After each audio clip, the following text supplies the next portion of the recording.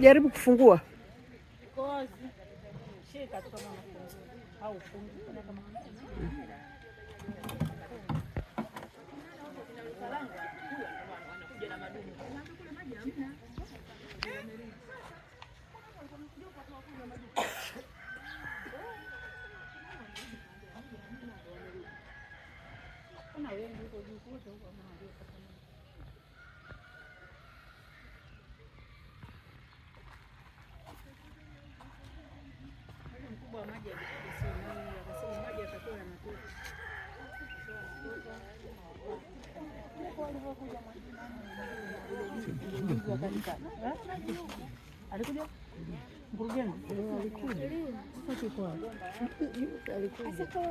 Maana unasema hii shida ya maji iko kwa kiasi gani na mmewahi kulalamika popote? Jitambulishe majina yako alafu nieleze. Mimi naitwa Idi Salumu Kisala, natokea ubalozi shida namba 8.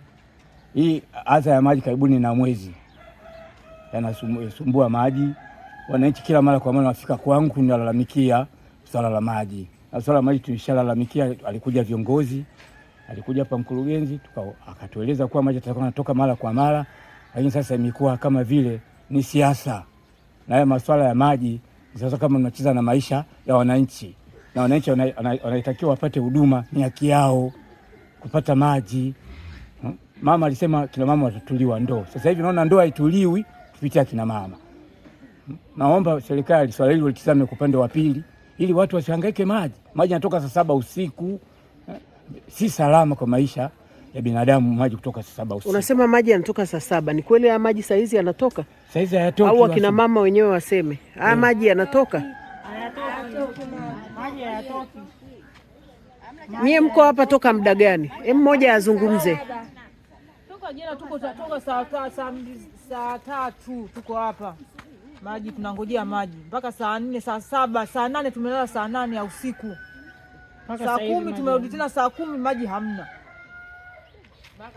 Mpaka sasa hivi maji hamna. Na azamu hii mnapata mara ngapi kwa wiki?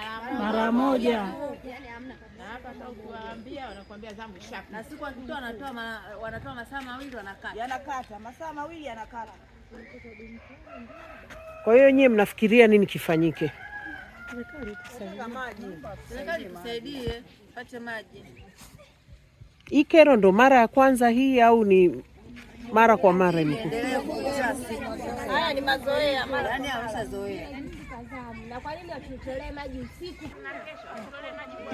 Maji hatupati na kila siku atutolea usiku. Siku akijamulia kutoa anatutolea usiku. Kwa nini atusumbua kina mama tunahangaika usiku tukeshe maji, mchana tuhangaike? Kwa nini atuonee huruma wazazi wa kike? Wewe unaitwa nani? Mimi naitwa Mama Sabiti. Majina yako mawili? Habiba Hussein. Ahadi zake za uongo na akatoa namba za uongo na akakiri kwamba tatizo lirudia tena, lakini tatizo bado limekuwa zoefu, sio kwamba limeisha.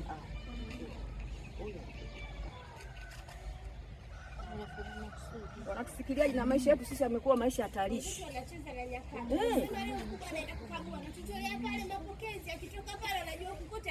Ndio. Anapanda gari kiongozi huyu anaondoka anajua maji yake anasanga.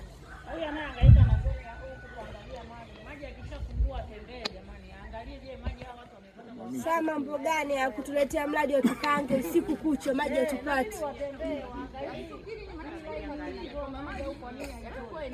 Maji huwa wanatoaje ikiwa siku yenu ndo zamu ya maji?